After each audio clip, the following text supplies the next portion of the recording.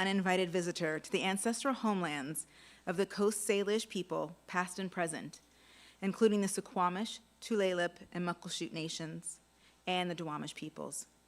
I acknowledge the land on which I live, learn, and practice as Coast Salish land.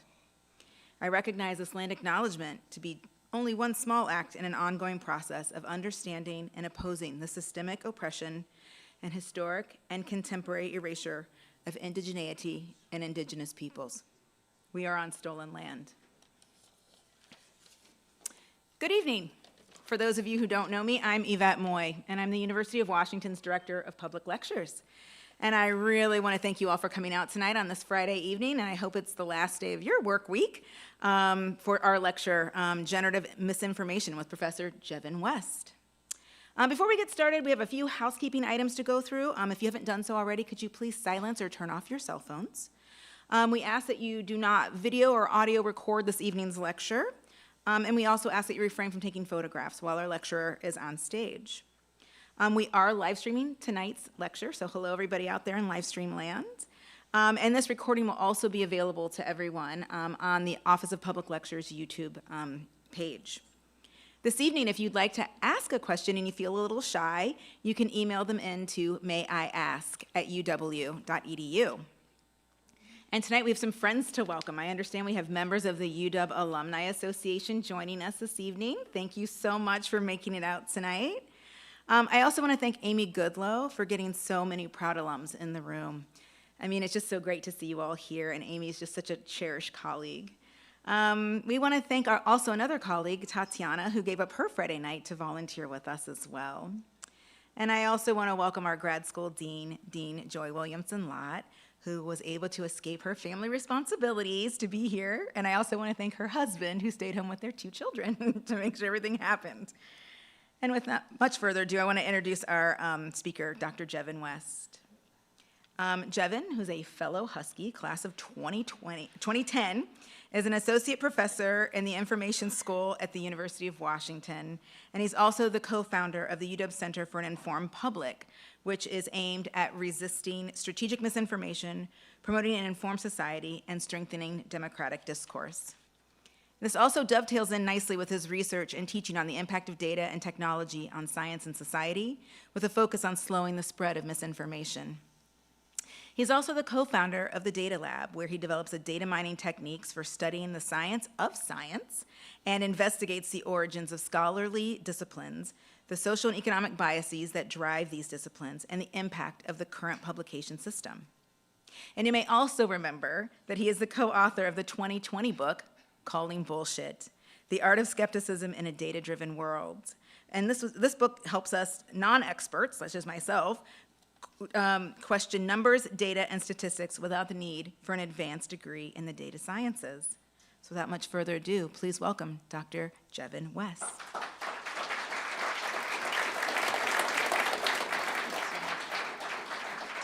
Well, thank you so much, Yvette, and thank you to your whole team for putting this together, and thanks for all of you for coming on a Friday, a beautiful Friday when there's so many things going on in Seattle. So today I want to talk a little bit about how this new technology that's really hit the world stage this year has affected me and the research that we're doing all the time. I'm sure it's affected all of you. If not affected you, entertained you probably to some degree. And so today it kind of be my kind of musings and thoughts on how it specifically interacts with my main topic of study, which is the study of misinformation. My colleagues and I, as Yvette mentioned, we founded a center devoted to this topic back in 2019, and the last time I was here, we were in the other room, and it was, I think, just weeks before the pandemic hit. We had just formed the center. We were ready to kind of get started on things, and then there's this thing called the pandemic started, and we actually had all these plans of doing town hall on the road across the state of Washington, and we did the first one, and then it stopped. But we kept very busy studying misinformation on COVID and the health issues around that, and of course we study all sorts of different topics. Oh yeah, here's my clicker too. I want to start with a photo that some of you may have seen. This was back earlier this year in the spring. This was a photo, a supposed photo of a bombing close to the Pentagon. And this photo was quickly fact-checked and brought down, so I should make very clear this is an AI-generated fake image. I try to remember that when I put fake images up there, I want to make sure that I label them as such. This was a photo that generated enough attention on major national news sites that it dropped the market pretty significantly that day. It did come back after it was fact-checked, but when a market drops $500 billion, there's opportunities for people, of course, to make money, to test out how well certain kinds of new disinformation techniques could work, et cetera, et cetera. And I bring this up because this did not cost much money to create. It had a major effect in a very short amount of time, and it it certainly fooled me and everyone else. This was actually, eventually stopped by local fact checkers at the time. This is the kind of world that we're living in now, where we have simple images created and lots of shakeup that can occur in the world. But this is occurring even just out in the blue, too. So we've seen this in the political conversation already. A DeSantis video used AI to create a voice of Donald Trump saying something that he actually did write in Truth Social, but he never said it. So he wrote this thing down in Truth Social, and then Ron DeSantis's campaign made a video with him actually, or an audio file with him actually saying that. Now, maybe their defense is, well, he actually said it because he wrote it, but when you say something with your voice, there may be another level of believability. And is that against rules?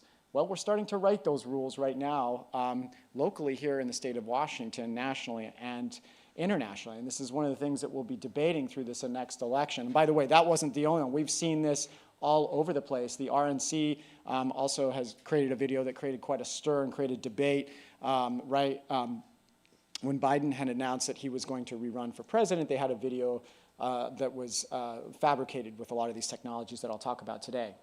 And a lot of time these images are, we think kind of small level, not super high consequence kind of images. But there was a TikTok video that had these images of Paris. And there was a whole bunch of them created, because with these technologies, you can create them cheaply and you can create them at scale.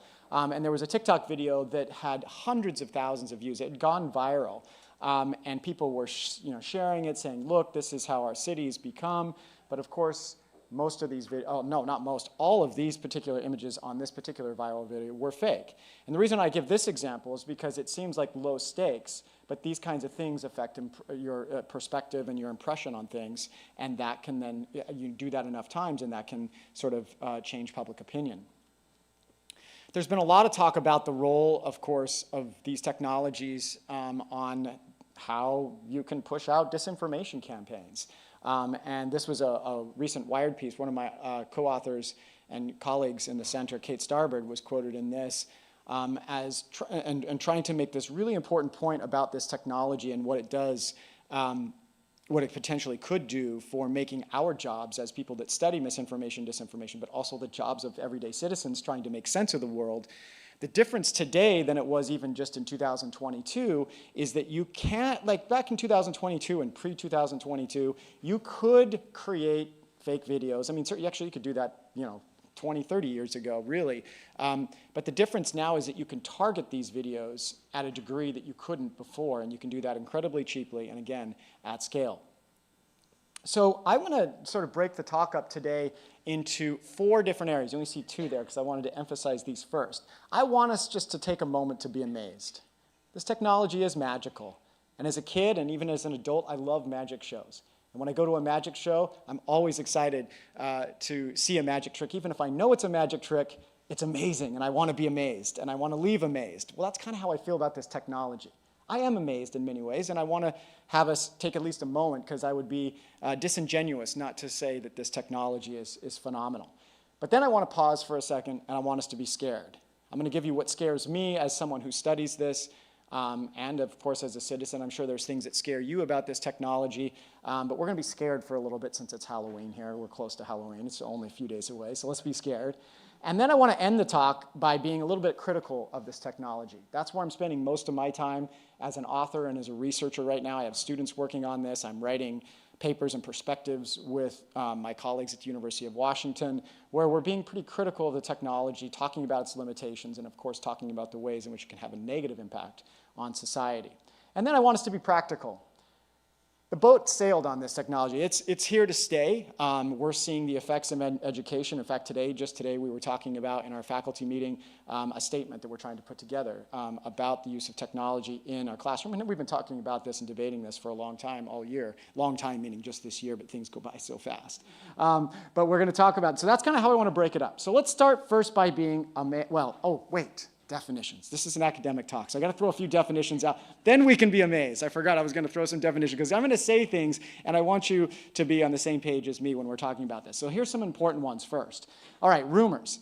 Really at the core of a lot of what we do in our center and at the core of this discipline that's emerged over the last, I would say, decade or so, it's actually been around longer than that, is sort of rumors. And what's really important about rumors is that they're unofficial and verified stories that events that may turn out to be true or false. These occur during times of information vacuums, during crisis events, during elections, et cetera. And these are the kinds of things that we want to, we're on the lookout for. Now, there's a specific type of information that you hear all the time in the news. In fact, even this term, misinformation has been politicized now. It was fake news before, that got politically hijacked, and now even misinformation, which in the field we are careful of that because we want to make sure that we're very specific, but we also want to make sure that when we talk about it, that it doesn't necessarily have that political charge. It does, though. So information here, misinformation is simply information that's false. Now, disinformation is the more complicated thing. I hear this in the news all the time, but it's misused a lot, and so this is probably the most important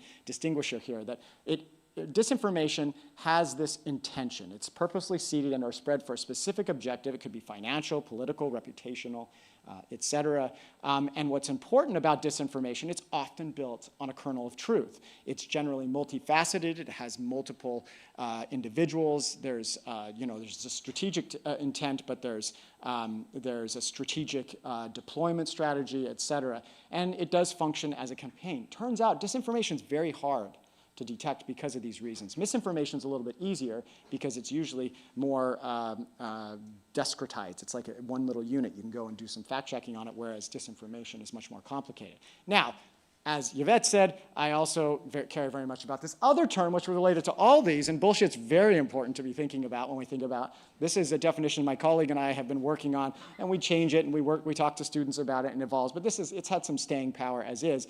But the key about bullshit, though, and the difference between, let's say, a liar knows the truth and just sort of pushes you away from the truth, whereas bullshit is really just intended to impress, overwhelm, or persuade, presented with a blatant disregard for truth. And the reason why I think this is an important definition, because I do think these chatbots have a little bit of this element, a lot of this element, actually, of bullshit. I think there's some of the more bigger bullshitters out there. So let me give you an example. This is one of my favorite examples. If you read the book, then you've known about this example. This is one of my favorite, though, to illustrate what I mean by bullshit.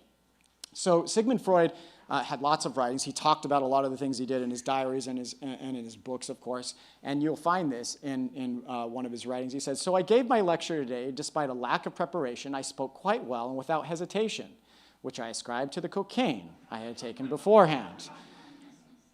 I told about my discoveries in brain anatomy, all very difficult things that the audience certainly didn't understand. But all that matters is that they get the impression that I understand it." So this is quintessential bullshit. It's intended to impress, overwhelm, and persuade, presented with a blatant disregard for what is actually being true. So when I give examples of, let's say, hallucinations that we know, for those that are familiar, most people are familiar, these hallucinations are the sort of false information that finds themselves in the responses from the chatbots out there, ChatGPT and others.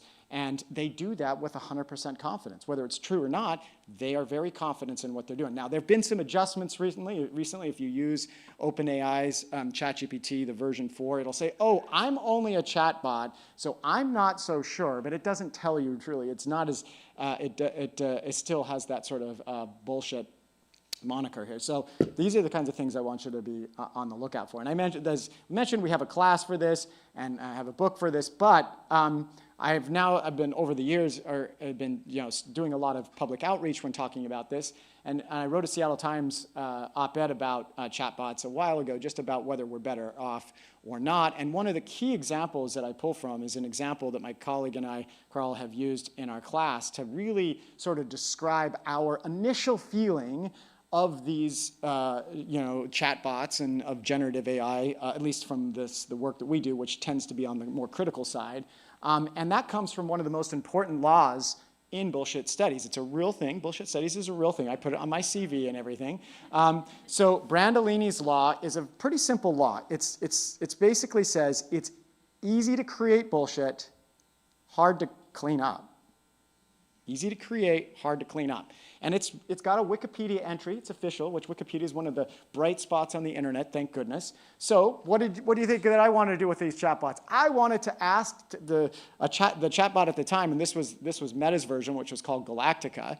I wanted to see if this smart chatbot knew something about bullshit studies. What did this chatbot know about Brandolini's bullshit asymmetry principle? So Carl and I, we look at it, and we looked at the answer, and here's what it wrote. If you can't read it, I'll read it out loud. Brandolini's law, or Brandolini's rule, is a theory in economics, not true, proposed by Gianni Brandolini, a professor at the University of Padua, not true, which states that the smaller the economic unit, the greater the efficiency, not true, not true, not true, not true. It was basically bullshitting the bullshit principle. I mean, this is how bad we have it in this world, and this is how good they are, I think, at bullshitting.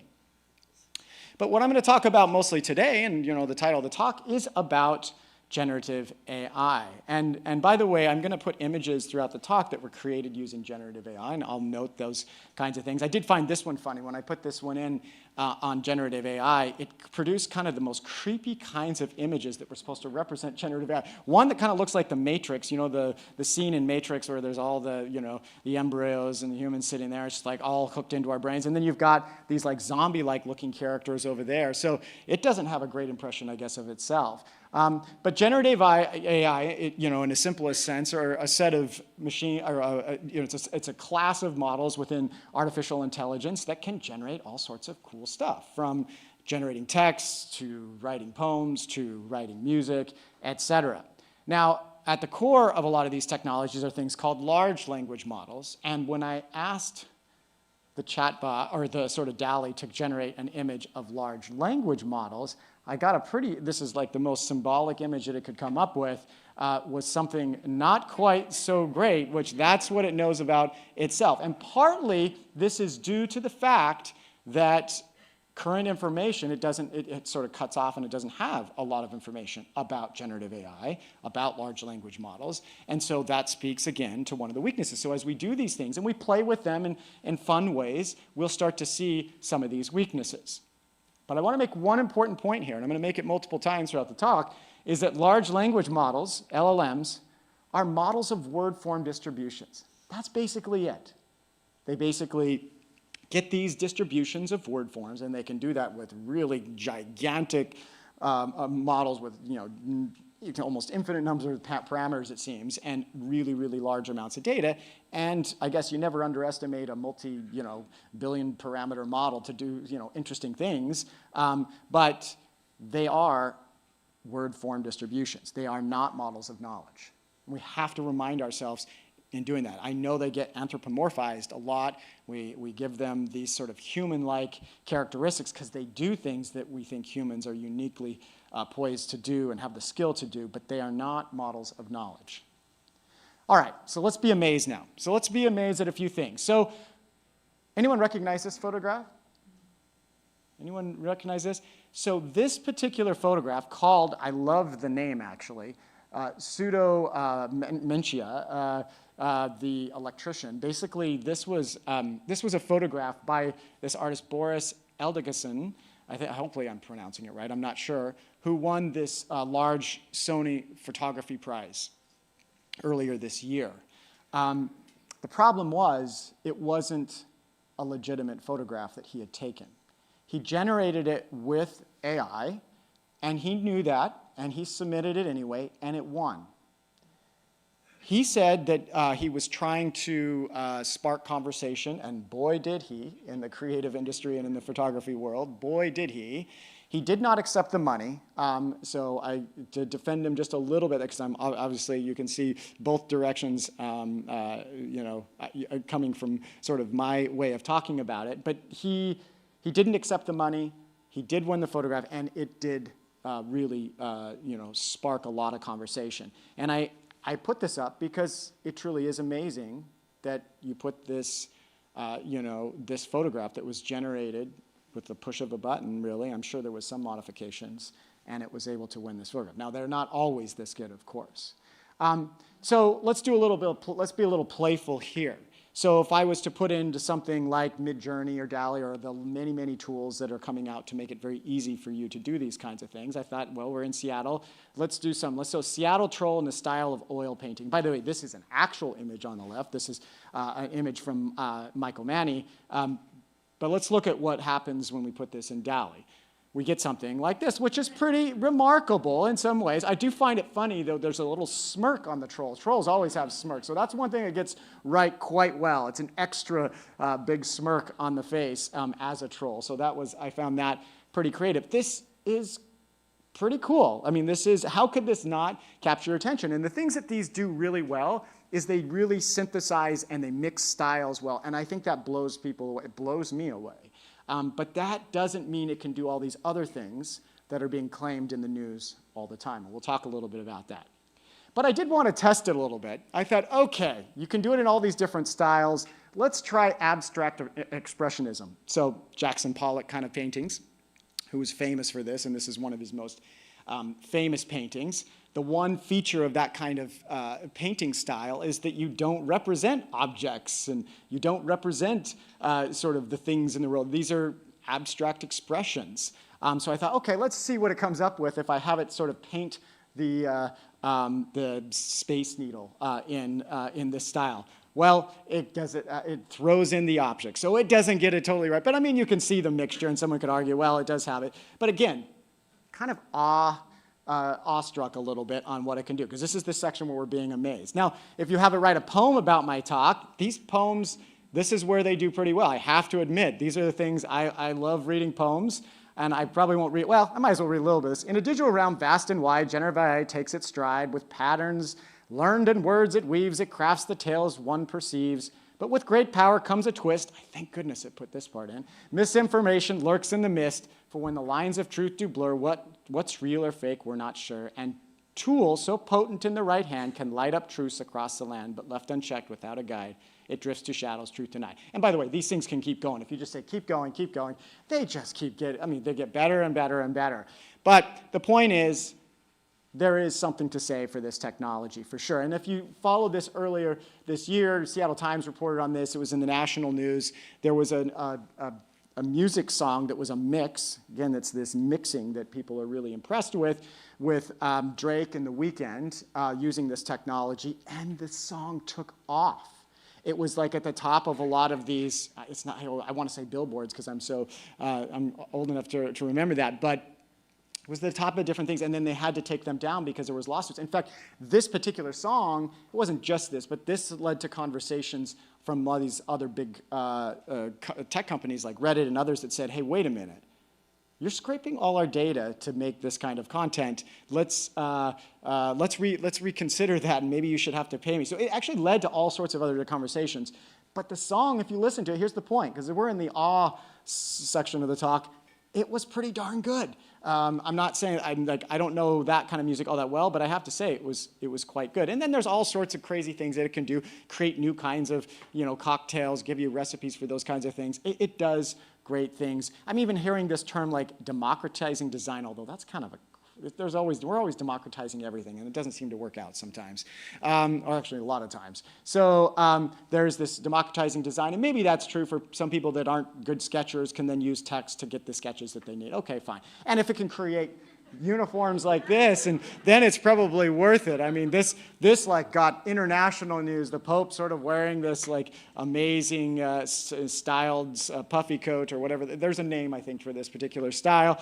It didn't take long, and it was called out. But people said, "So what? We should generate that code now." And then I have a colleague of mine who actually, this is one of the more famous references that you hear all the time when you talk about their amazing ability, and that was passing of the bar exam. Dan Katz, who's a colleague of mine, and his colleagues wrote this paper showing that they could pass the bar exam. Now, there's lots of caveats to that. We'll always say, like, oh, look, it can pass the bar exam. But if we have time, I can go into some of the nuances of that particular study. And yes, it still is amazing, but there are certainly some nuances. Now, one of the things that we're seeing for sure, whether this is worth the investment or not, tons of money. Just in the first quarter of 2023, several of these financial firms that track this noted about a $15 billion investment in this technology. Now, a lot of that, there's one kind of caveat to that, is that a big chunk of that was from Microsoft into this technology here locally. But even if you take that out, there's a lot of money, of course, being invested in this technology. And then we should wonder, is it worth the hype? And maybe it is, maybe it isn't.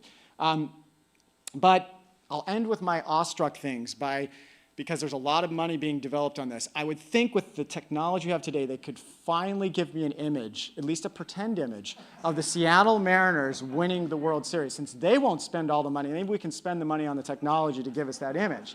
Well, do you want to see what that image is? Do you want to see it? You're going to be disappointed. It was so bad it short-circuited. That's what it gave me. I looked up those terms, the image. I could make nothing out of it. These things could make the greatest images and poems and songs, but it couldn't do this. This shows you we have no hope in Seattle, and Mariners are just not going to do it, for sure. No hope. Okay, so let's be a little bit scared for a second. So we should be scared, and I'm going to try to show this video. So most of my research time and my colleagues' research time in our Center for the Informed Public, we do play in the darker corners of the internet. And there are some things that really catch our attention. This particular video catch my attention. I'm going to just play a couple minutes of it. If you want to watch the whole thing and really get scared, watch the whole thing later. I can give you the link. But it's basically about the ways in which we can use this technology to run disinformation campaigns. Let's see how easy it is.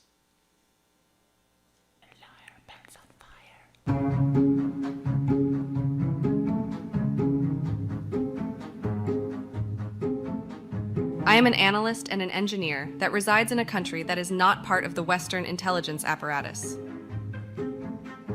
At the end of 2022, I spent my time researching and investigating online disinformation and influence campaigns. AI really takes off, and I am intrigued to create an autonomous, AI-powered disinformation system. The strong language competences of large language models are perfectly suited to reading and writing fake news articles.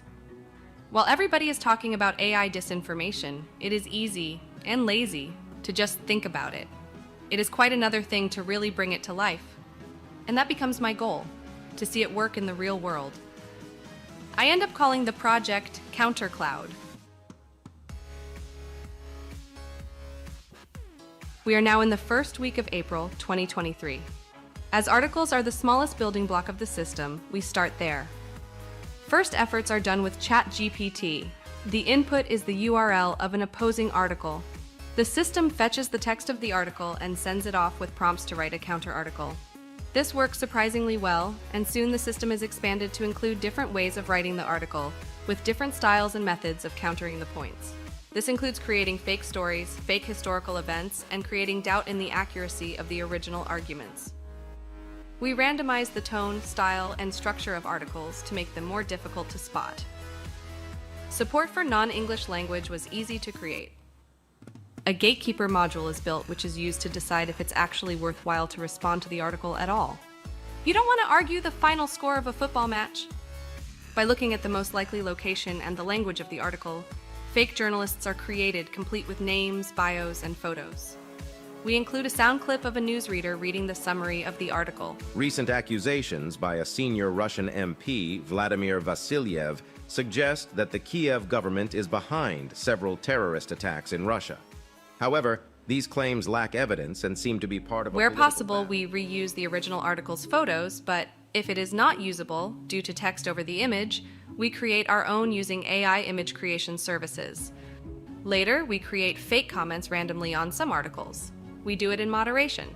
Not all articles have sound, not all have comments, not all have pictures.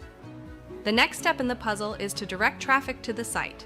It turns out that the same methodology can be used on social networks.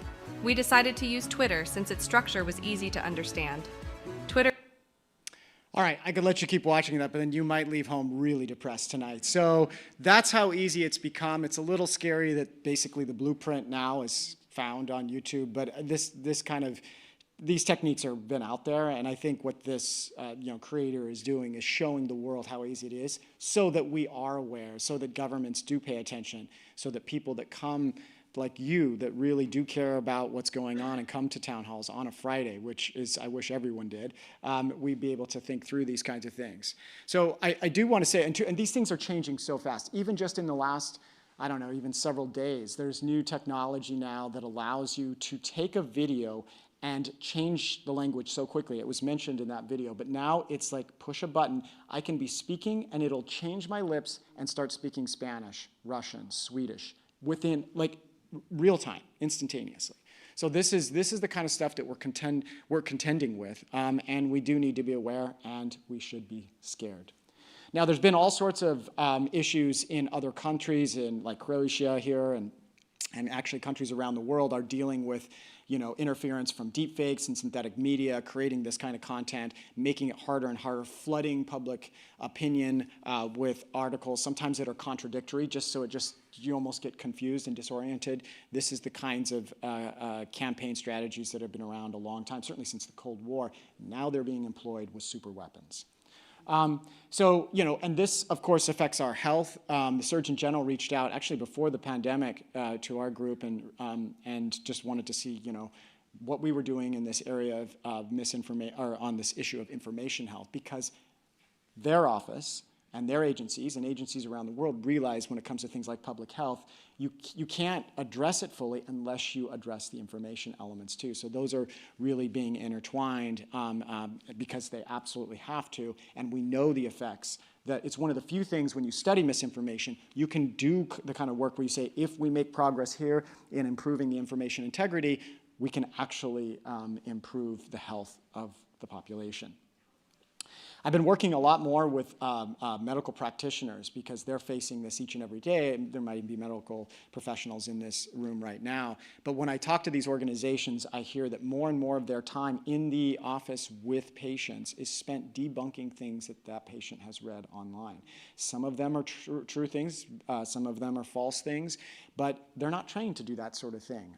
And some of the stories are remarkable. One story in particular really stuck with me, of the many stories that I've heard over the last several months working with these different organizations, was that here locally there was a patient that came in during the pandemic and had literally chopped almost his arm full off. It was like hanging from a thread, blood dripping everywhere, and they brought him into the emergency room. This is during the pandemic, and the protocol was that you needed to have a COVID test. So you needed to use these nose swabs. And he says, I will not take that test because I know that they have ethylene oxide in it, which is a way of sterilizing it, and I know that causes cancer, so I'm not going to take it. And they said, sir, we have to give you that.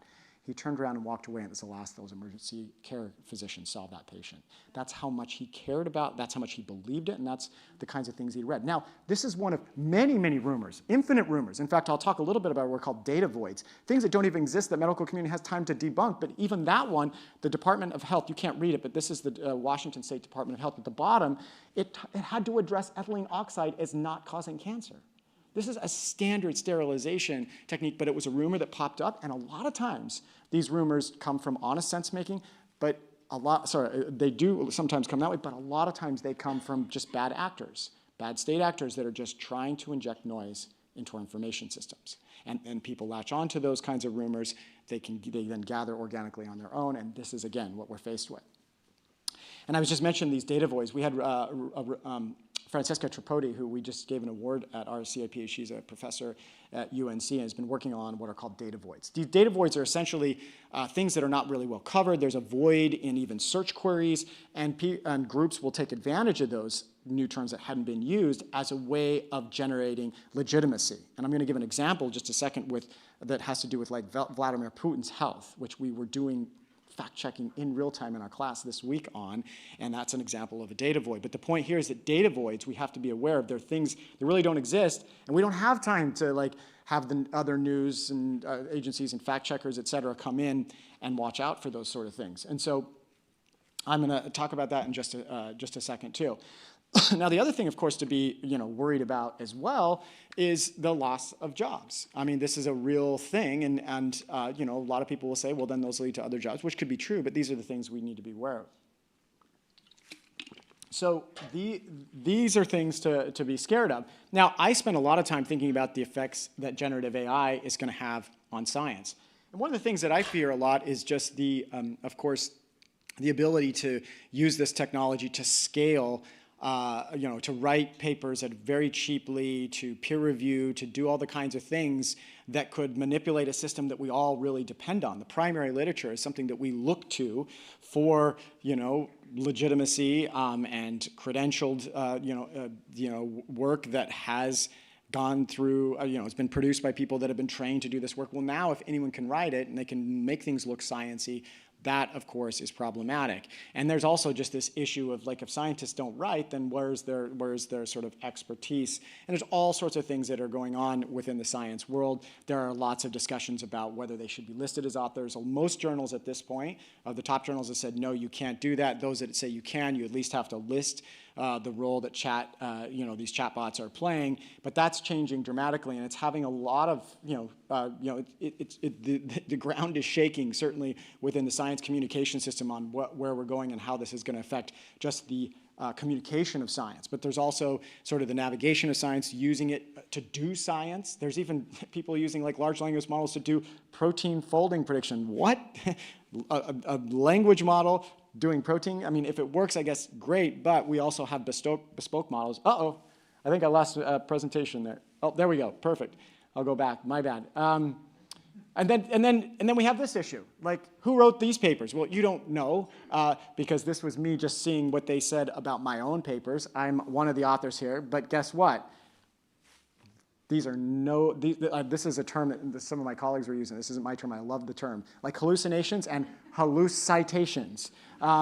These are not real citations, but they certainly look real, and they're appended to papers that I have found in using this sort of thing. So now it's looking truly legitimate. I mean, we're using these citations, using the sort of norms of science communication to sort of look legitimate.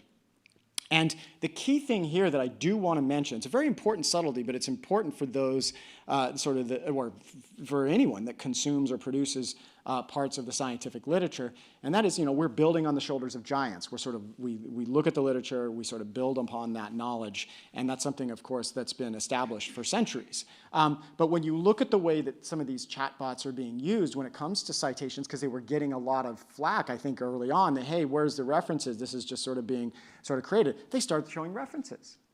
So, wow, that's pretty cool. They're showing references. Now, some of them are made up, like the ones I showed you, but something that's very important about any citations that you see using these kinds of models, this is an important subtlety, they're post hoc. They're only done after the fact.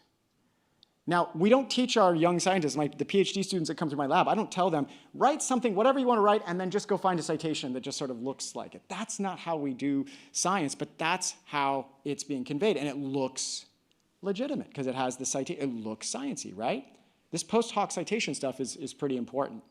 Now, everyone, of course, is talking about artificial general intelligence. This is a new level of intelligence, and there's been a famous paper that came out of Microsoft Research, Sparks of AGI. AGI is this idea, that really, truly has this human capability, even these high levels of consciousness, and really, that's when I think we can get scary. But I'm gonna stop there because now I want to go into, let's be a little critical. So if we're going to be a little bit critical of this, let me just give you one example. I wanted to at least throw one paper in that we were working on that showed, at least in this case, shows some of the brittleness of this technology and sort of maybe deflates a little bit of the hype, at least from my perspective. So if you were to give this, if I was to give you this, and by the way, we've given this to students, it's been given to students on other tests and other papers that have used this. If I gave you the sequence ABCD goes to ABCDE, and then I gave you this next thing, IJKL, what would be the next term? M, all right, so straightforward, right? Humans are smart, right? So that's right, you'd see an M. I'm going to change it a little bit. What would be the answer? I'll let you look at it. What would be this one? Oh, you guys are way faster than computers, by the way. They struggle, you're going to see, on this particular one. So it seems pretty straightforward, right? I even tested some of these on my 9-year-old and my 12-year-old, and they're like, come on, Dad, this is too easy. Can we go do something fun now? Okay, they had this one. This was too easy. So yes, it ends with N. Now, why do I show you this? Because there was a paper that's really taken off. It's actually, one of my students found it in Switzerland in the news, because it's the kind of paper that catches a lot of people's attention. Wow, these large language models have an emergent analogical reasoning. And they go even a step further in this paper. They say it's got zero-shot reasoning. That's an important distinction. Zero-shot reasoning, some people don't like the term, but zero-shot reasoning is this idea that you've not even ever seen this problem before and you solved it. But what do we know about these things? They have training data that they've been looking at a long time. And in many cases, they're essentially memorizing and regurgitating that memorization. So already I'm a little skeptical, right? So we said, okay, let's look into this. And by the way, the authors, we've gone back and forth and we're in a response. The authors have been very helpful, and asking these questions is totally fine. I just think these types of papers go too far in saying what they do. So essentially, this is the results that they showed. So they did several different problem types: matrix reasoning, letter string analogies, verbal analogies, story analogies, and the extend sequence would be an example of a letter string analogy. But there's lots of different types of letter string analogies.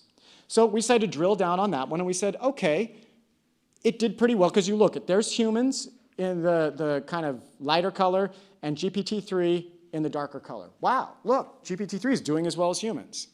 And the humans here were 57 college students, like all tests in psychology, it seems, on campuses.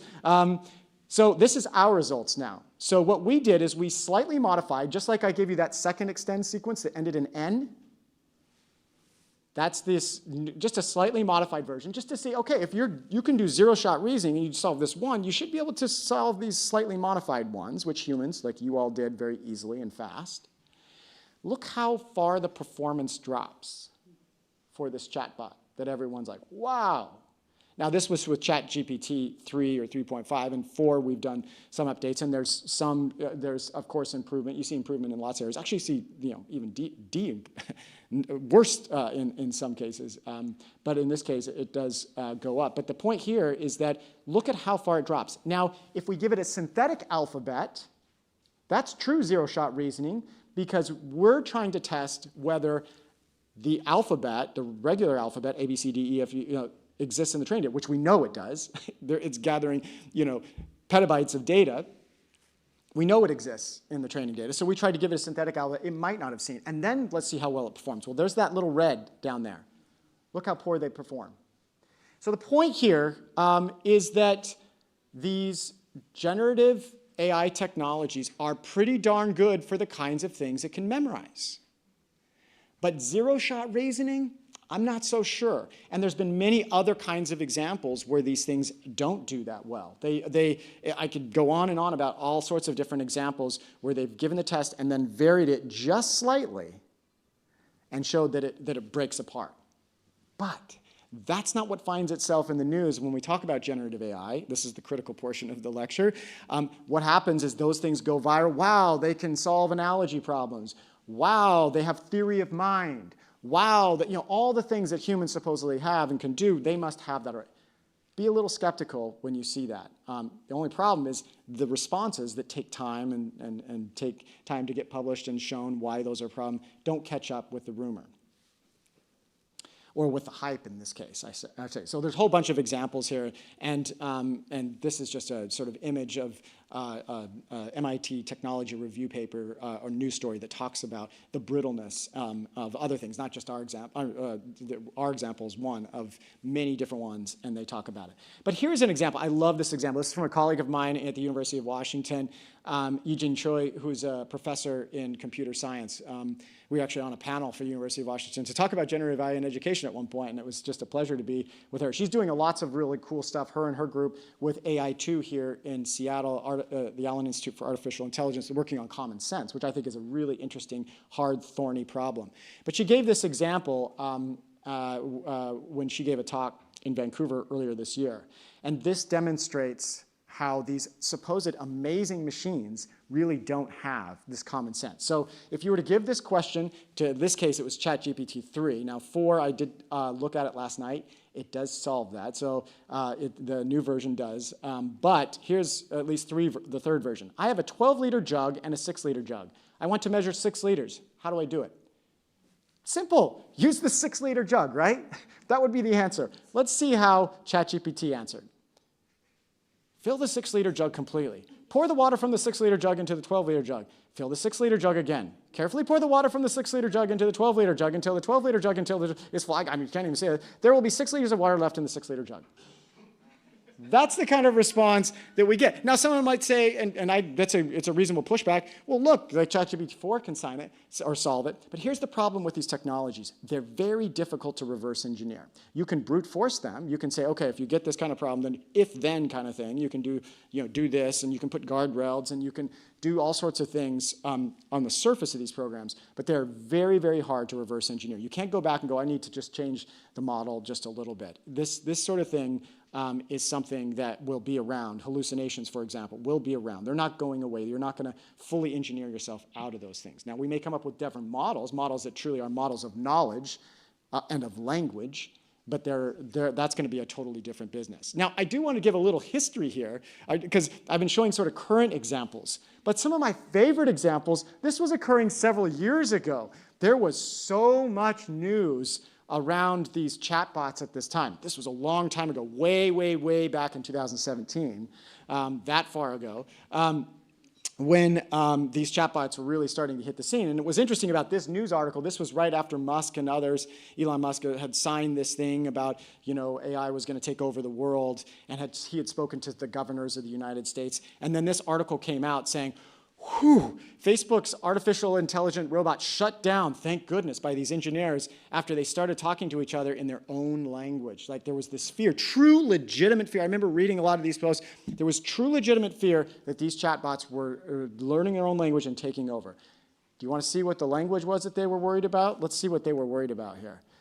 Bob, can I everything else? Balls have 0 to me, to me, to me, to me. The engineers basically just shut the thing down because it just didn't work. Now, we've come a long ways since then. That's only been really, half a decade. It wasn't an alien language, and we do, of course, need to worry about some of the things that we're seeing with the new technology, and it will get better, but we still need to know these historical examples as we sort of think through this. And here's an example. It's even older than that. We were seeing this in science even as well. So this is a paper Atomic Energy will have made available to a single source. Looks like a legitimate physics journal, right? Well, I won't make you read through the abstract because it's pretty laborious to read through this abstract. The only thing I will tell you is that it was created with the autocomplete from your iPhone. This is the abstract here. This was created just to make a point that some of these what are called predatory journals were accepting anything. So an author took the autocomplete, which is essentially what these chatbots are today, autocomplete on steroids. It took its autocomplete and basically wrote a paper and got it accepted.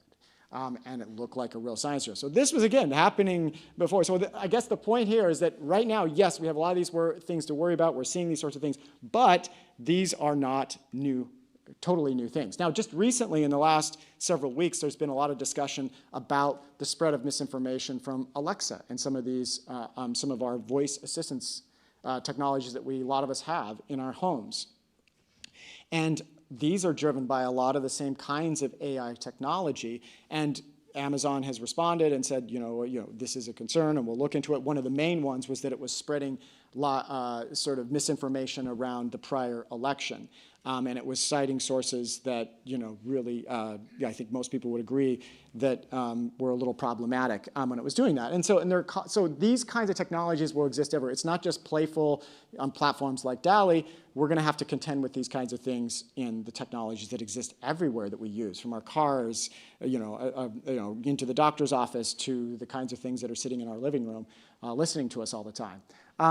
And also, it comes at a time where a lot of the technology companies have not really invested as much as they have in the past. Well, as a researcher, I would say invest way, way, way more, especially during this time as this new technology takes out. But the tech labs around these safety teams has come at a time when we need them more than ever. And I also just want to mention my colleague Emily Bender. We're writing a perspective right now we're basically in a debate with others about whether this technology is good for science, bad for science. But she has this wonderful paper and concept called the stochastic parrot. And she's a linguist. She's studied her entire career the sort of nuances of language and grammar and all the kinds of things that we need right now. I mean, this is like, she's like been primed her whole life to be the person, and she is. I think she's fantastic. And one of the more important points that she makes is there's a real difference between form and substance or function.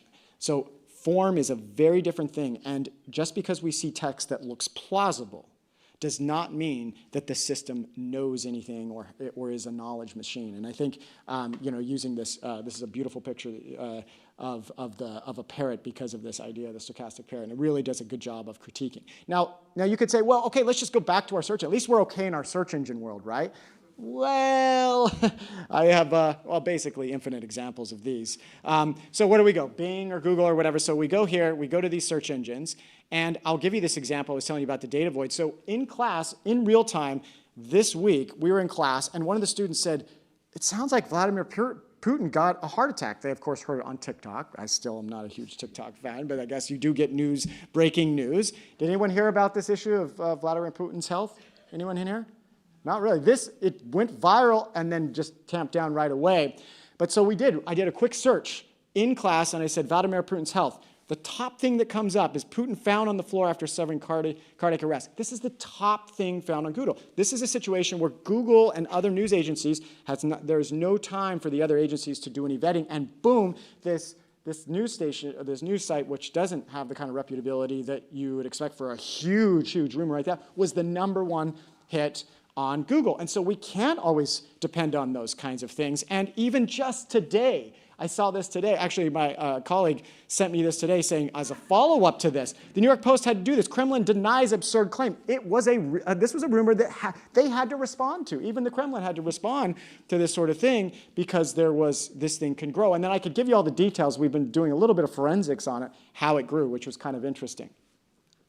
But let me just give you another example of the ways in which generative AI is getting in the way of what we're seeing on search engines. So if you were to search this, and I checked it last night, so it still works, and maybe it got corrected today, because if I talk about it enough, then maybe Google and others might fix it, but it's too funny not to fix, so don't fix it now. This is one of the times I don't mind, but is there a country in Africa that starts with K?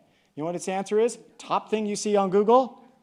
While there are 54 recognized countries in Africa, none of them begin with the letter K. The closest is Kenya, which starts with K sound, but is actually spelled with a K sound. It's always interesting to learn new trivia facts like this.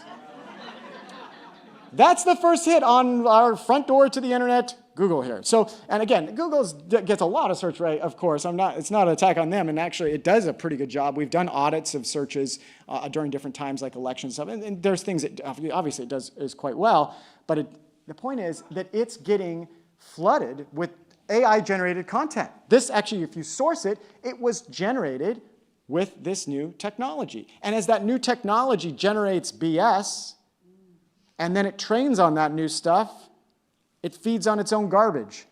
That's a problem. And we're seeing this sort of just in how search engines more generally. There's examples from Bing. There was an engineer that was generating some stuff. It was generating content on the web that got picked up and was getting picked up as some of the top things in Bing as well. So it's happening across the board. Now let me give you one more historic example, and then I'm going to go to my last section of the talk, and then we're going to sew up. Identity, authentication, these kinds of things are going to be more important, as we all know, more than ever. And the thing that scares me about democratic discussions really was ignited. This was back in 2017 when there was all this discussion about net neutrality. Well, at the time, the offices there were getting all of these comments on one side of the issue. It seemed a bit strange. In fact, they had 20 million sort of comments that had come in. Well, to no surprise, most of those that were coming in were from fake accounts. They were fake identities. They weren't real. And that was back in 2017. You can do that even easier. And the reason that scares me is because democratic discourse, or to have really healthy democratic discourse with our elected officials, they can't just depend on online information in sort of getting the true temperature of what's out there in the public. And that was a problem in 2017. It didn't get enough news, by the way, but it will get enough news now, and this is becoming easier and easier to even write even more commentary that's even easier. And even back then, too, when Zuckerberg was pulled in front of Congress, at that time, he had admitted, this was written, that Facebook had disabled 1.3 billion fake accounts. That was then, and that was just shortly after they had talked about bragging to their shareholders about 2.27 billion people on their platform. That seems strange, 1.3 billion fake accounts, 2.27 billion users. Now, we don't know the exact numbers, and there may be all sorts of caveats to these things. The point here is if there was a lot of fake accounts then, it's even worse now. And certainly this issue with some of our social media platforms, I know that X, now formerly Twitter, is having a lot of issues here. And so I'm going to skip this example just because I want to be able to have time for questions. But this is just an example I was going to show you of even things that aren't necessarily the generative AI that can make mistakes. But by thinking about it with this example, you can sort of be able to basically call BS on some of the generative AI examples. So I'm just going to quickly click through this so I can get to the last part. So now we've been a little critical, we've been scared, we've been amazed, but now let's be practical. The genie's out of the bottle, it's here to stay, we know that. What do we do about it? We can do things with policy, we can do things with education, we can talk to each other about these kinds of things, we can develop technology that's better, hopefully, we can hopefully be aware. These are the kinds of things I just want to quickly say. Now, since I'm in the world of education, I have to say, it is causing quite a storm within the education world. As I mentioned just today, we were going back and forth about this big, long statement we're going to make towards it. My philosophy is that it's here, and I allow my students to use it as long as they note that they use it. I don't want to fully remove it because I want to have a chance for the students to talk about what they do well and what they don't do well. And so I allow to use it. Some of my colleagues don't allow to use it. I do a lot of written tests, though, now, so that they can't just do that on a test. It's an interesting time for both the students and faculty in this space. But the most important thing that I think that students miss right now, they're becoming query engineers, not writers. And writing, as we all know, is a way of crystallizing your thoughts. It's the process of writing that's of value, not always the product. And I think that's one of my biggest worries with students. Now, there's been some really inventive things that are done by the students at University of Washington. Here's one example, and this was written up in the Seattle Times. One of the students in our information school, which I was excited to see.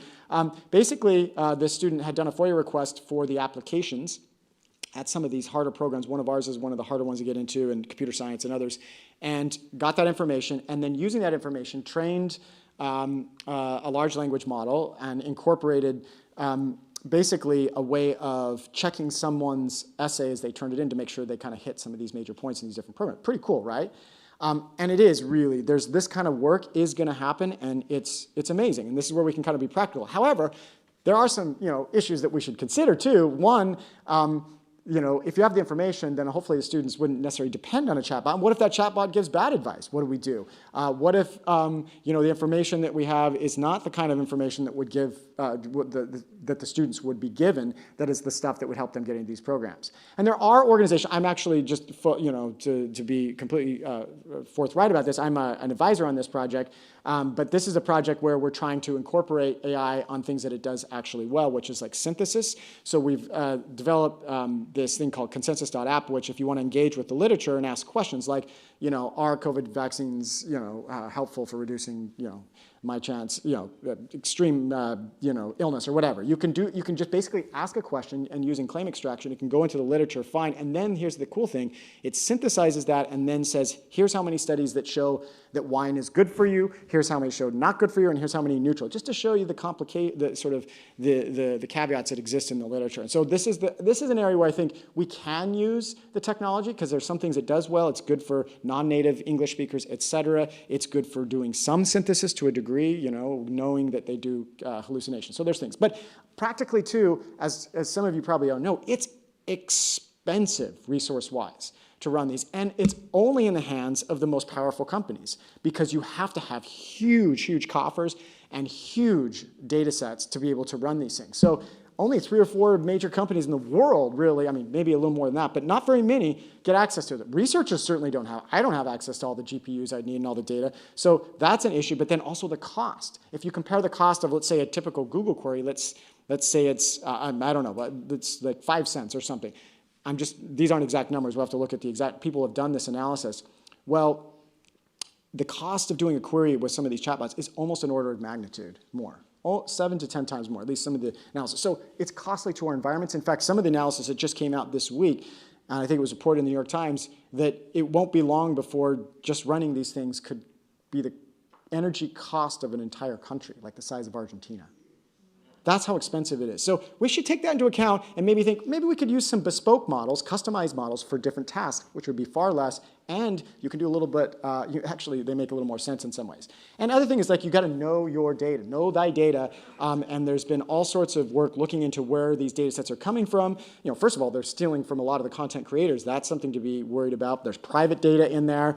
There's been Report Scientific American recently came out that's looking at your personal data in there, but also, you know, data that have these embedded biases, all sorts of things that we need to be careful, and we just don't know because those data are so opaque. And it's one of the calls that we have as researchers. We want to have access to these things so we can do some of those kinds of audits. We can't at this point. And the point about bespoke models are basically customized models for the task. So if you want to build a grammar checker, maybe Grammarly is just fine. We don't need a large language model that costs billions and billions. We have some of those kinds of things that do a pretty good job. And we have model and programs that can actually do protein folding way better than I would imagine a large language model. So why invest so much into a model you can't really reverse engineer, that's so opaque and so hard to really understand and really isn't built for that? Why are we going in that direction? So these are things we need to consider on the practical side. And then also, it has all sorts of issues, even when we use it for things like, I know this is just a recent paper just came out by Hane Farid, who's a real big researcher in this at Berkeley. It's just looking at how these could be used for like performance of basic things like looking at people's height and weight if you were doing forensic stuff. And it turns out the machines don't do very well. They do way worse than non-experts. And so, again, these are things we got to be careful about jumping to what they can do. And of course, there's policy that we can sort of do on the practical side. We've been a part, my colleague Ryan Kalo and I helped write the bill here in the state of Washington that just got passed this year. And it was, there was a press release with Governor Inslee on this. It's one of the first deepfake bills during an election. So there's specific rules around, you know, using deepfakes that could interfere with public discussions around elections. And that is not, now that's passing. These other states are doing, they have their own. They're not just copying ours, but we're now working with groups in DC to give them some advice, at least on the technology side and on the legal side. So there are some things going on, and we're trying to help and participate in those things. There's also been lots of suits recently, like just there's a big announcement with Meta claiming that, you know, social media, 41 states have joined in the suit about these addictive harms. And again, at those core are AI as well. And I had mentioned the importance of like credentials and authentication more than ever. And so we've been doing a bunch of work looking at the role of perceived experts, but the role that they play and how that could affect how misinformation spreads. In fact, there's been, and maybe this is going too far, but this is how bad it is in the medical field, that they're talking about having to take people's license away for spreading lies about things that are totally against the consensus within science. Now, this is very controversial, and this is, there needs to be debates on this. I'm not saying we should have jumped to that, but this is how, this is how desperate things have come in some of these different fields. And we've been doing work on looking at different interventions that we could do to slow misinformation in both kinds of worlds.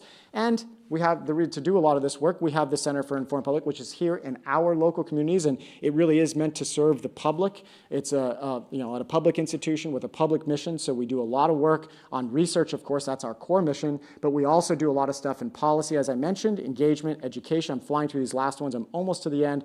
And we do have this program, for example, where we bring high school students, thousands across the campuses. We do this in collaboration with Washington State University, and we bring students and spend an entire day talking about misinformation. Things like generative AI, by the way, is going to be one of our big topics with the students, of course, this coming program. We do it once a year, and we make all our material freely available. It goes out to other schools.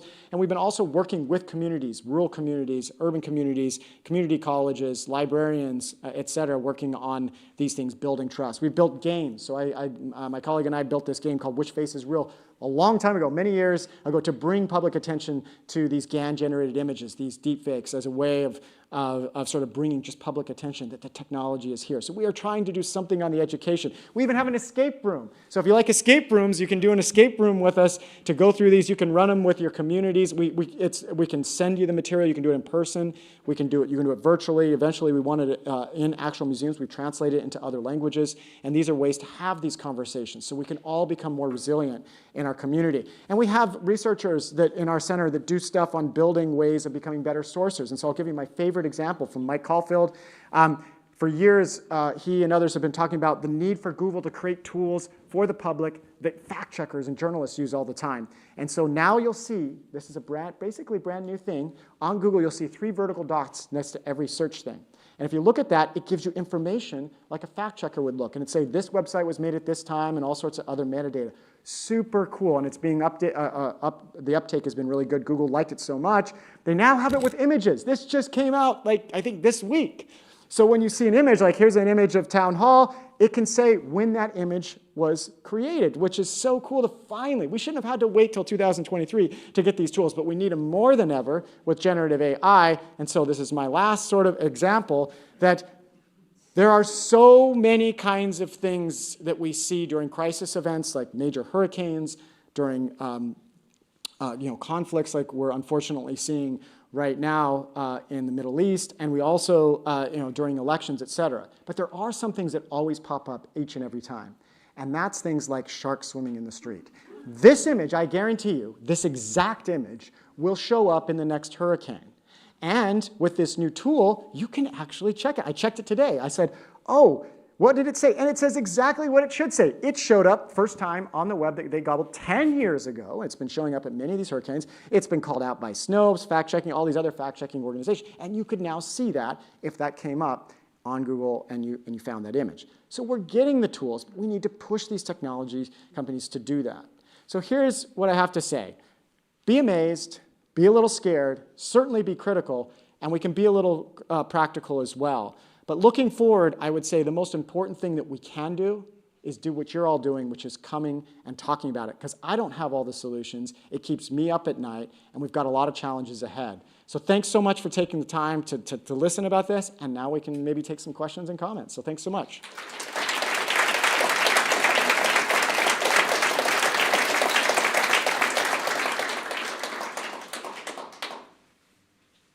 Thank you so much, Jevin. And for anybody who has a question, you can email it in to May I Ask if you're feeling a little shy. And we also welcome you to please come to the microphone so that you can ask your question and we catch it for the live stream. Thank you so much. Now, who's going to be the first one? Oh, awesome. Look at this. This is good. Sometimes I have to have candy for the students and stuff. Like, oh, they're going to do a little rock, paper, scissors. Oh, yeah, no, go ahead. Awesome. Thank you so much for your talk. Yes.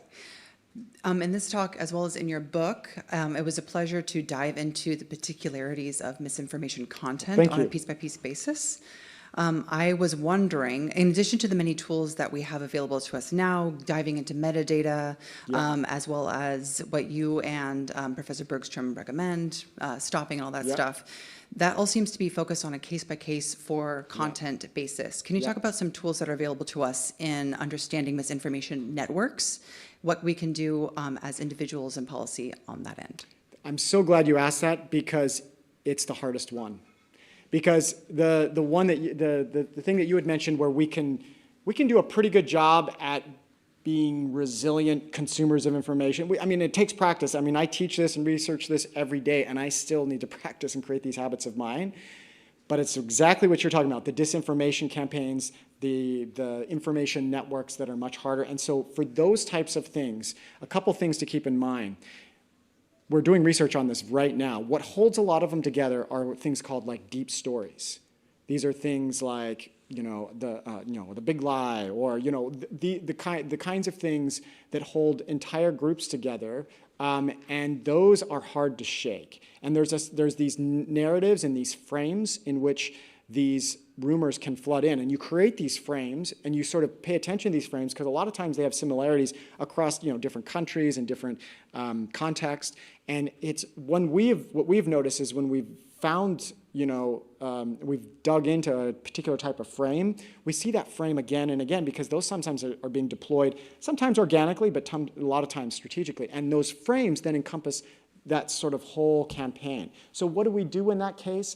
It's difficult. So one of the things I recommend is that, internationally, and we should do this, of course, nationally too, not just internationally, but there needs to be consequence for this kind of behavior. We've just not, it's a hard one to sort of make purchase on because we have all these other really big things internationally we're trying to do diplomacy on. But I think there has to be discussions about that, maybe in the UN, maybe at sort of the international stage.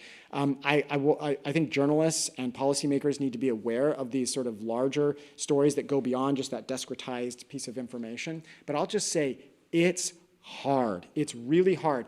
And that's why when we study things, we've studied these things for years. When you add up all the researchers in our center, you add them all up, it's like decades of experience. And we only have really a handful of examples where we've done a good job digging into the really full disinformation campaigns. That should tell you how hard it is. So I wish I had a better answer, and we're working hard on it, but the fact that you asked it means you're aware of it more than most. So I think that's a positive thing. Thanks. Cool. All right. So my question is sort of more just simple in that you take a picture like the bomb by the Pentagon, the fake picture. Yeah. Like, who creates a picture like that? Who are they? Where are they? Are they down the street? Are they in Eastern Europe? Are they in Nigeria looking for all of the above? Sometimes it's the sometimes so I it's wonder what you get. Yeah. No. I mean, so I think what you're asking is about motivations. And who are the sources, right? So sometimes it is the Macedonian teenagers. The Macedonian teenagers were the famous, teenagers from that country that were really injecting some of the most viral pieces of news during the 2016 election. In fact, the most spread news story on social media and basically everywhere was that the Pope endorsed Trump, which he hadn't at the time, but it spread like wildfire. And it was created by some teenagers just sitting in a little room. And it's in a city that's been pretty run down. And the average income, I think, is about $5,000 a year. They were making about $100,000 as teenagers. So financial motivation, there's one. They didn't care if it was Hillary Clinton who won or Donald Trump. They didn't care about it. There was money to be made. Now, of course, there's propagandists out there that are pushing certain kinds of propaganda, and sometimes those techniques are just simply injecting noise into the system. They're putting out mutually contradictory information. They're, of course, fanning the flames on one side of a social issue, then the same individuals are fanning it on the other side of the issue, and they're just trying to create confusion.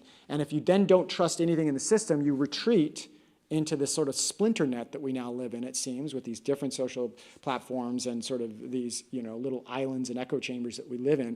That becomes problematic. Now, there are individuals that make their money and make their career and their influence during crisis events. They take advantage of crisis events. Soon as a crisis, they are poised and ready to go. As soon as a crisis event occurs, boom, they sweep in with answers of, doesn't matter what the answers are, people then go to them just because they're looking for answers. Like during the pandemic, people wanted answers. There were people that were there. During the crisis that are going on up, people, they are ready and poised to take advantage. And then once you get that lift in terms of citations, well, that translates into influence and it translates into money. Now, of course, there are the trolls out there. Think of that smiling troll image that we had up there. There are trolls that just troll for troll's sake. I think they're a smaller number, at least when I've looked at things. And then there's this really other important group that we can't forget, and that's people just truly doing honest sense-making. And we forget about those individuals because we think there's all these bad actors, which there are plenty of them, that are opportunists and propagandists, et cetera. But people that are doing honest sense-making, their sort of good intentions can be hijacked. Sometimes by individuals and organizations, but sometimes by the algorithms themselves, because the algorithms have one objective: keep your eyeballs on the platform, and when that's the case, there can be some negative consequences. So it's across the board, and they're from all over the place, but that particular one, we've done some work, we still don't know.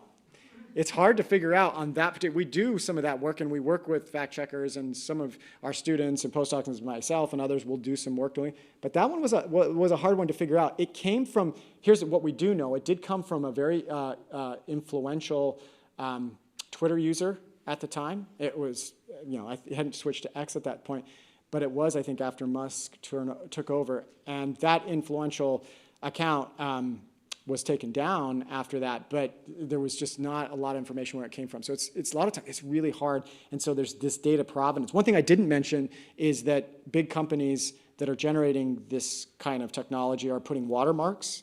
And it's a good step. Of course, it won't solve everything. Watermarks do help, at least. Like all of my images of DALL-E had this little watermark. Well, that helps, but it's not going to solve for those 20% that are doing it for other reasons. So thanks. Thanks so much for the question. Sorry for the long answer. Yeah, I have kind of a turf question. A turd or Turf. Oh, turf. Okay. Turf. I'm kind of interested back, as a graduate of the School of Communications, I have a journalism Oh, degree. awesome. You would know a lot about this. Okay, well, I'm kind of wondering why you aren't part of the School of Communications. Your name of the group is Center for Public Information. It would kind of seem the place for it. So We partner with them, actually. So actually, we have like Katie Pierce, who's a professor in there. We've worked with Maker. So we have, it's a university-wide center, and then we have tentacles everywhere. And okay, well, that communication was is one. kind of part B. What work do you do with the School of Communications? And part C is, don't you folks have like a quarterly newsletter or something where you put some of these findings out? Yes. Either through the UW or somewhere other channel. I'm so glad you asked that, because we work so hard on that news. Actually, Michael Grass might be listening. Hey, Michael. He's our communication director. He works so hard. He writes a beautiful newsletter. So please email us. Go to cip.uw.edu, and you can sign up for the email letter. And we send something every couple months, and we have all these findings. And I'm so proud of I mean, this is coming from, we're almost 50 when you put all the students and everything, faculty, postdocs.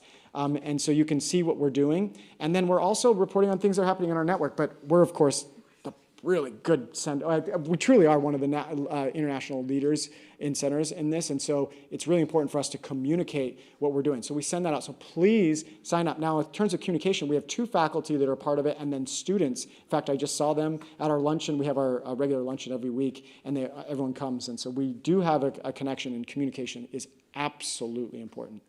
Yeah, I mean, I read about it in the alumni newsletter. That's how I found out about you guys. That's awesome. Okay, so you got to sign up for the newsletter. Anyone else who wants to sign up, just because if you want some reading about all the crazy stuff that we're doing. So thanks for asking. So, this is not a new problem. Nope. Everybody lies. Queen Yep. Victoria sent a photographer to the Crimean War, where she dispatched British troops to fight the Turks.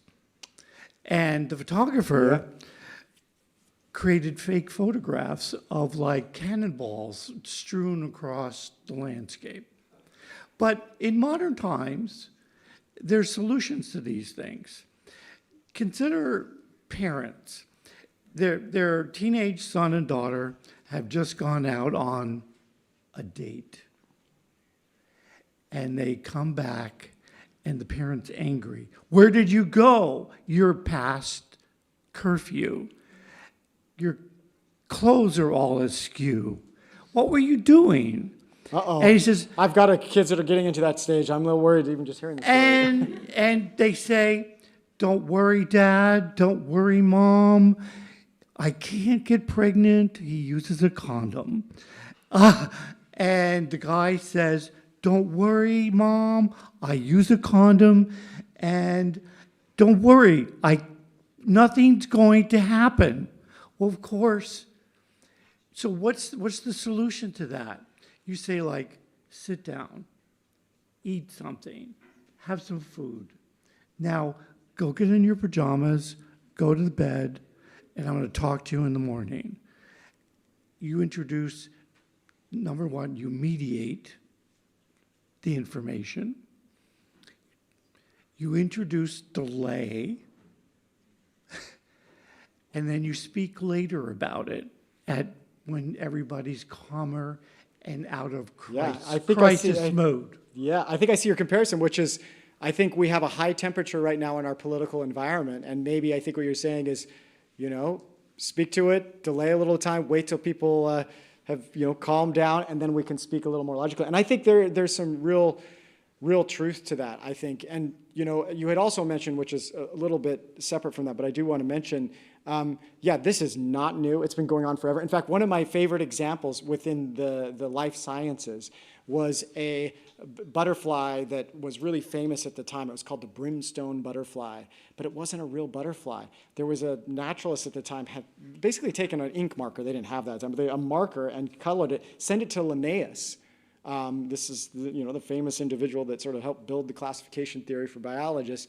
And it fooled him totally. So there was fake butterflies. We have deep fakes now, and there were fake butterflies then. And so they do exist. It's been going on a long time. In fact, you had mentioned the leaders, like I think there was a couple leaders that did a lot of airbrushing of techniques of photographs all the time. So yes, so there's that. It's not new. It's been around. Yellow journalism and everything has been around forever. And then this issue about we do need to be able to get to a place where we can have discussions. The problem is, the online environment doesn't really facilitate that. It sort of foments high emotion. It does exactly the opposite of what you were saying, and that makes it tough to actually have those conversations. Hi, Dr. West, and thank you so much for coming. Yes, thank you for coming share your too. knowledge with us. I did check your credential. You're real. I was going to actually have someone come up and see if they could tell, but pretty soon we're going to have to carry an ID that's like, I'm real. Yes, Actually, I do have check an your ID, pupil. Yes, I'm very thankful that this is an in-person, communication. I have two questions. One is whether you are a biophysicist, and second, as you are parents of two kids, right? What kind of things how do you communicate with your kids what's going on out there? And I'm not sure that they have their own phone or not. I have a 14-year-old somewhere. And what would you say to them as a parent with all this knowledge? So I'm glad you asked it. It's something I'm struggling with and thinking about all the time. I do this professionally, and then you think I translate it beautifully at home, but I find that it's extra challenging. It's hard to figure out how to talk with relatives that have very different political views. It's really hard to have conversation. I still have them. I think it's really important to have those conversations. But with my kids, I think the most important thing that my wife and I really have dug in on is that we want to keep as open as we can about anything, just always talking about it. I know that sounds so cliche and sort of general, but talking about these things so that they're aware and they've heard these things before they're heard or seen for the first time.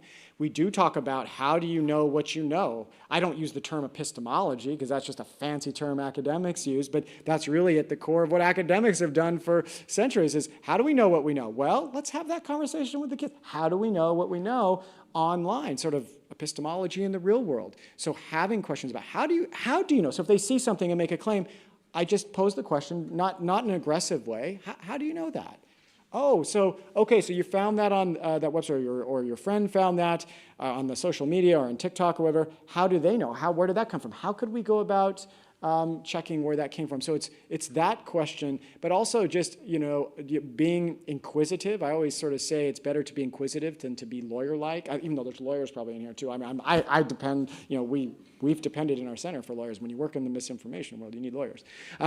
So in that case, being very open about it. We do talk about specific details too, how to be aware of how some of these algorithms are running A/B experiments and how they're trying to capture your attention, being aware of the ways in which you can be manipulated, being aware of all the sorts of things that we talk about in details, but talking to them like adults. That's the other one last thing I would say is that you could talk to this younger generation. We go talk to middle schoolers, high schoolers. My kids are in elementary school. We talk to them all the time. So I would say these are the kinds of things that we do. And I had my PhD in biology, but it was mostly on the computation information side, thinking about information both in the life sciences and the social sciences. So that's the background if you looked at me up. That is real too. That's not fake. One last question. Yes. And thanks for all these questions, and you're hanging on. Thank you so much. It's such an honor to be talking to all of you.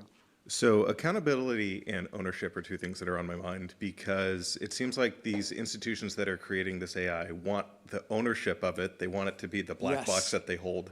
But then when someone generates something that is harmful, they don't want the accountability. Yep. And I'm curious what your institution is doing to be at the table with lawyers to make that type of policy. You brought up the deep fakes. Yep. I'm curious where that ownership goes to. Is it chicken or the egg? Is it the person who prompts the AI to make those deep fakes? Right. Or is it the institution that has allowed that deep fake to be produced? It's a great question, and you should join our conversations that we're having right now on this very issue. One of the mirroring concepts in the legal world when it comes to internet law, actually the sacred cow law of the internet is Section 230 of the Communication Decency Act. A lot of you heard of Section 230. What's that? It's funny because the whole Communication Decency Act, most of it was like, it's forgotten, doesn't matter. But there's this small little section, Section 230, that essentially granted immunity to platforms like Facebook to not get in trouble for the content being posted on their platform. So this is kind of getting at your point, saying, well, you have this technology. In that case, it was platform technology to allow these conversations, and they wanted, but they didn't want to sort of take accountability for things that people, well, they don't, because they don't want to be sued for these kinds of things. But you've now flipped it into this new world that we exist in, which is the AI world, which is we have this technology, they create it, and if that leads to things like affecting an election or affecting someone's health, or of course now even there's technology, a lot of this AI, it's not generative AI, but technology that drives our self-driving cars and crashes. Who's at fault? Is it the software? Is it the hardware? Is it the cars? The driver? Who's at fault? These are the kind of questions that are swirling right now in the sort of discussions at state levels and at the federal level, and we're settling on different things right now. One of the things that we can look to, at least in the policy world, that's making progress in the European Union is the Digital Services Act. And that particular act has been finally making some progress in at least forcing them to be a little bit more accountable on different aspects. There's some, when you get into the details, it's different elements. But this question you have is so open right now, and there's, I think, a lot to be contributed because we don't have great answers and we don't have great precedent for it. The only thing, I used Section 230 just because it's a somewhat of an analogy to this, but I think it's a great question and I don't have great answers yet. So you should join the conversation. So anyway, well, thank you so much for the questions and thanks for coming.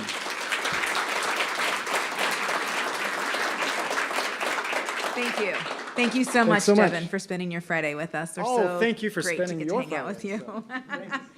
Thank you all.